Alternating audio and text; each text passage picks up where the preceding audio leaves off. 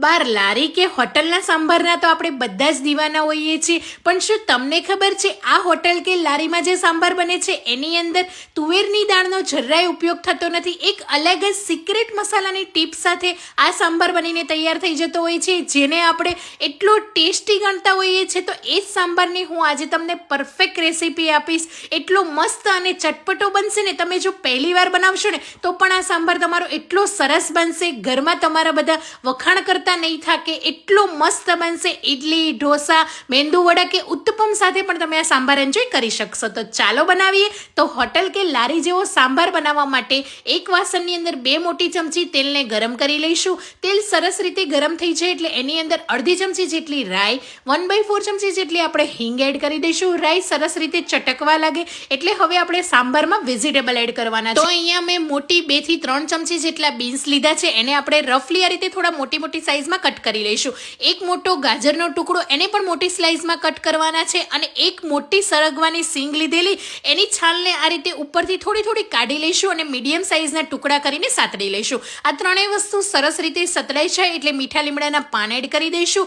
2 નંગ બટેટા લીધા છે, આ કાચા બટેટા લીધા છે, છાલ કાઢીને 1 થી 2 પાણીથી ધોઈ લીધા છે, એના પણ મીડિયમ ટુકડા કરી લઈશું. એ જ રીતે દૂધીની છાલ કાઢીને પણ એના પણ ટુકડા કરીને એડ કર્યા છે. અને અહીંયા મેં એક મોટી ડુંગળીને આ રીતે એને મોટા ટુકડા કરી લઈશું. વેજીટેબલના આપણે મોટા પીસીસ રાખવાના છે, જેથી દાળની અંદર છે ને મેશ ના થઈ જાય એટલા માટે.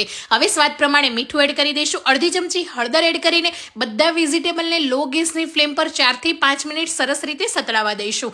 તેલની અંદર વેજીટેબલને સરસ સાતળવાના છે. તો આ રીતે વેજીટેબલ સરસ સતળાવા લાગે ને એટલે ગેસની ફ્લેમ લો જ રાખવાની છે. અને એક મોટી ચમચી જેટલું કાશ્મીરી મરચું એડ કરીશું, કેમ કે જે બહારનો આપણે સાંભાર ખાતા હોય છે ને એનો કલર થોડો લાલાશ પડતો હોય છે, એટલા માટે મેં અહીંયા એડ કર્યું છે. તીખું મરચું એડ નથી કર્યું. જો તમે તીખું ખાતા હોય તો અડધી ચમચી સાથે તીખું મરચું એડ કરી દેજો. સરસ રીતે મિક્સ કરી લઈશું. હવે મસાલા સાથે બધી જ વેજીટેબલ કોટ થઈ ગયા છે, તો એની અંદર હવે 4 થી 5 કપ જેટલું પાણી એડ કરી દઈશું.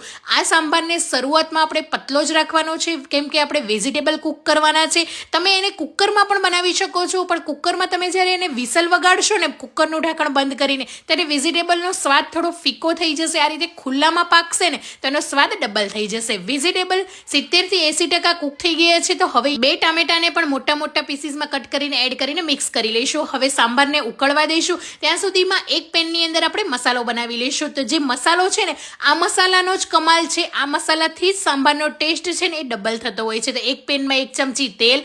હવે તેલ સરસ ગરમ થઈ જાય એટલે 1 મોટી ચમચી જેટલી અડદની દાળ, અડધી ચમચી જેટલી ચણાની દાળ, 6 થી 7 લસણની કળી એડ કરી દઈશું. 2 નાના આદુના ટુકડા એડ કરી લઈશું. મેં જે પણ આમાં મસાલા એડ કર્યા છે ને એક પણ સ્કીપ નહીં કરતા, તો સાંભારનો ટેસ્ટ તમારો ડબલ થઈ જશે. 5 થી 6 આ રીતે આખા મરી અને 1 ચમચી જેટલા સૂકા ધાણા એડ કરી દઈશું. હવે આ બધી જ વસ્તુને લો ગેસની ફ્લેમ પર મિક્સ કરી લઈશું અને એને સાતળી લઈશું. આ રીતે થોડા એવા તેલની અંદર આ બધા જ મસાલાને છે ને કલર ચેન્જ થાય ત્યાં સુધી સાતળવાના છે. કાચા જરાય ના રહેવા જોઈએ, નહીંતર સાંભારમાં છે ને એકદમ કાચા મસાલાનો ટેસ્ટ આવશે. હવે મસાલા સરસ રીતે સતળાઈ જાય એટલે અડધી ચમચીથી પણ થોડું વધારે અહીંયા મેં સૂકા નારિયેળનું છીણ લીધેલું છે. તમારી પાસે લીલું નારિયેળ હોય તો એ પણ તમે એડ કરી શકો છો.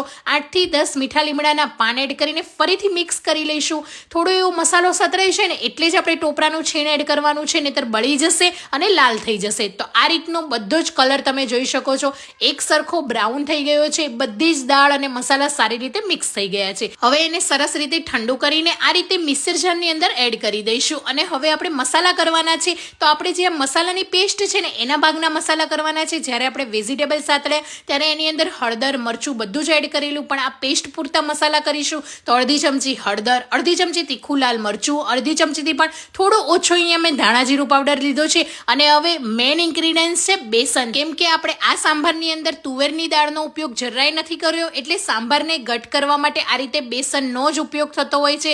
એટલે બેસન એડ કરી દઈશું અને 1/4 કપ જેટલું પાણી એડ કરીને એકદમ ફાઇન પેસ્ટ તૈયાર કરી લઈશું. તો તમે જોઈ શકો છો આપણી મસાલાથી એકદમ ભરપૂર પેસ્ટ તૈયાર છે. હવે આ પેસ્ટને ઉકળી ગયેલા સાંભારની અંદર એડ કરી દઈશું અને મિક્સ કરી લઈશું. બધી જ પેસ્ટ એડ કરી દેવાની છે. આ પેસ્ટ મારે અહીંયા અડધો કપ બનીને તૈયાર થઈ ગઈ છે.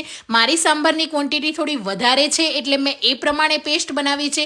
સાંભાર તમે જોઈ શકો છો ઉકળીને ઘણો ઓછો થઈ ગયો છે. વેજીટેબલ પણ આપણે એક વખત ચેક કરી લઈશું. તો વેજીટેબલ આપણા સરસ રીતે કૂક થઈ ગયા છે. અહીંયા પોટેટો છે, ટામેટા છે કે પછી ગાજર છે, આ રીતે તમારે તમારે એક વખત ચેક કરી લેવાનું. સરસ રીતે વેજીટેબલ કૂક થઈ જાય એટલે ગેસની ફ્લેમ હવે લો કરી દેવાની. એની અંદર ગોળ એડ કરી દેવાનો. જો તમે ગોળ કે ખાંડ ના ખાવા હોય તો તમે એકલો લીંબુનો રસ, આમચૂર પાવડર કે આ રીતે આંબલીનું પાણી પણ એડ કરી શકો છો. પણ થોડો એવો ખટ્ટો, મીઠો, તીખો અને ગળ્યો ટેસ્ટ માટે મેં અહીંયા ગોળ એડ કર્યો છે અને 1/4 કપ જેટલું આંબલીનું પાણી એડ કર્યું છે અને મિક્સ કરી લઈશું. જે બાર સાંભાર બને છે એની અંદર લીંબુનો રસ અને આંબલીનો પાણીનો જ ઉપયોગ થતો હોય છે. તમે ઘરે લીંબુનો રસ કે પછી આમચૂર પણ એડ કરી શકો.